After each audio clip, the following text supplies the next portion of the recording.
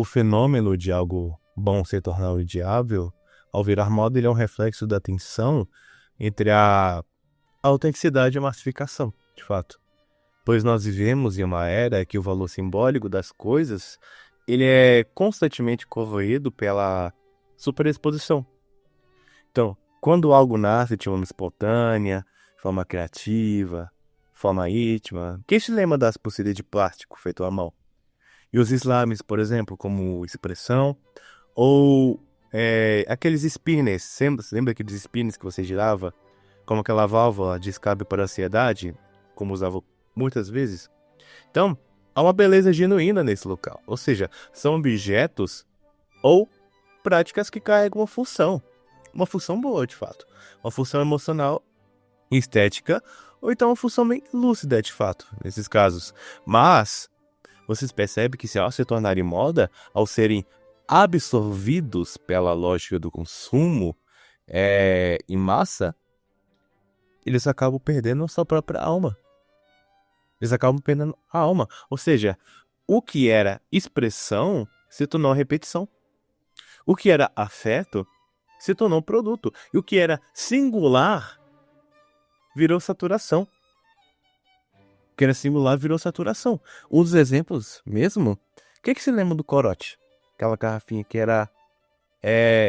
as pessoas chamavam de bebida de mendigo, que agora aumentou o preço porque agora virou moda. Virou moda em festinhas. Então, a filosofia ela nos ajuda a entender esse processo.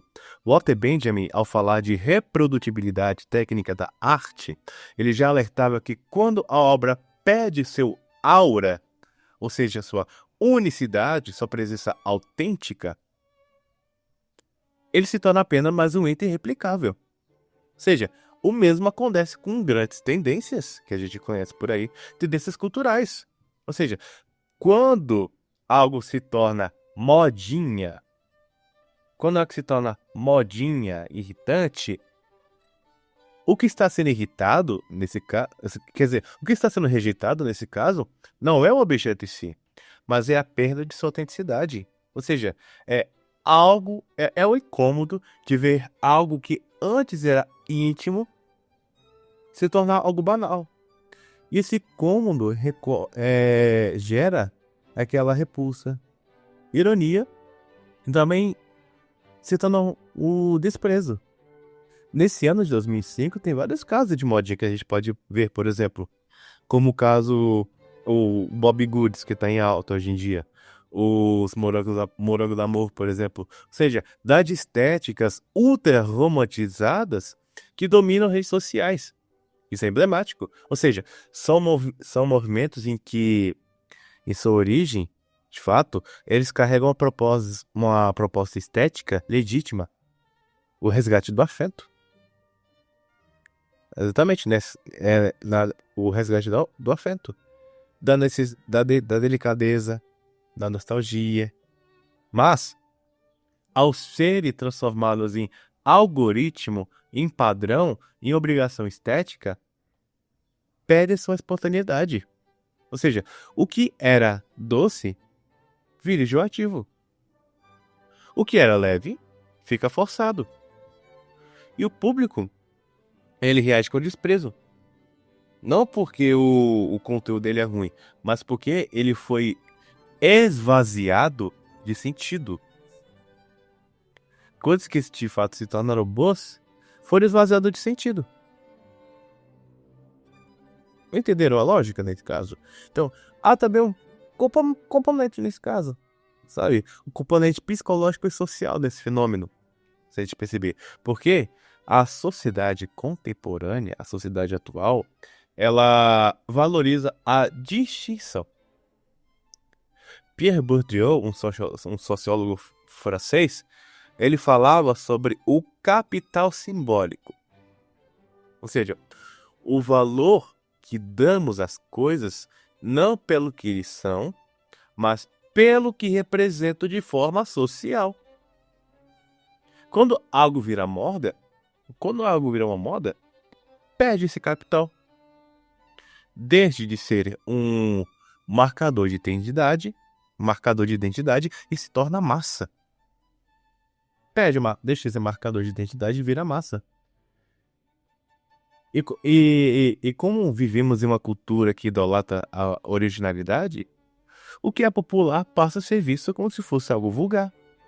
Ou seja, é paradoxo da cultura pop.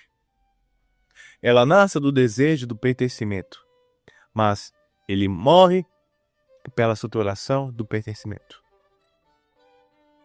Nasce do desejo do pertencimento, mas morre pela saturação do pertencimento. E ainda há um ressentimento. Ou seja, muitos rejeitam modinhas. Sabe por que muitos rejeitam modinhas? Porque eles sentem que eles foram excluídos do momento. Eles sentem que foram excluídos do momento original do antes de virar febre. É aquele famoso orgulho de quem gostava antes de todo mundo. Nesses casos, ou seja, é como se isso conferisse uma superioridade cultural. Então, essa postura é em si uma forma de elitismo simbólico. Mas ele também revela uma verdade. O excesso mata o encanto. Ou seja, quando tudo é igual, nada é especial. Precisa entender essa lógica? Quando tudo se torna igual, nada se torna especial.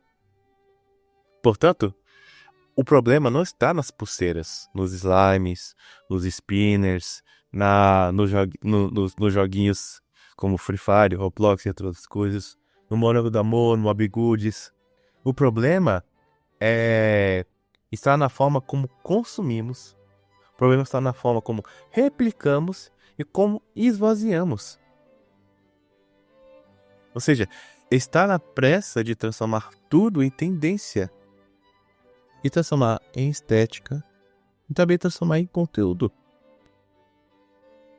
Ou seja, está na incapacidade de te deixar que as coisas existam no tempo certo.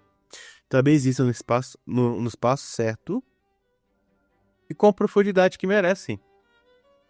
Entende? Então, isso é o sintoma da nossa era. Uma era que transforma tudo em produto, inclusive o afeto que se torna um produto. O afeto se torna um produto. Ou seja, a crítica, de fato, à modinha é, no fundo, um grito por autenticidade. Ou seja, é um pedido para que deixemos de viver essa função do algoritmo, da validação externa, da estética do momento. Nesse caso, sabe? Então, isso é um chamado para que voltemos a criar, a sentir e viver. Antes que tudo vire só mais uma tendência descartável. Mais uma tendência descartável. Porque quando até o que é bom se torna odiável, talvez o problema não esteja na moda. Talvez o problema esteja em nós.